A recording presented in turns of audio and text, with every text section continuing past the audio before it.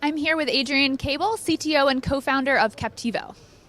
Thanks, Celeste. So, everybody loves whiteboards. They're great tools used by creative professionals, engineers, designers, product managers for brainstorming. And in fact, there are 110 million whiteboards sold every year, but they're all disconnected from the online world. And today, as more and more people use video conferencing, audio conferencing for remote collaboration, the whiteboard's being left out. And Kaptivo solves that problem by taking any whiteboard and moving it into the online world, turning it into a digital device where content can be shared. So I'm going to show our new product, Kaptivo for Room Systems, which connects your standard dry erase whiteboard into any conference system. We have a Zoom Room system here, but we also work with Skype for Business, Polycom, Cisco, Lifesize, BlueJeans, any conference system you have in a room.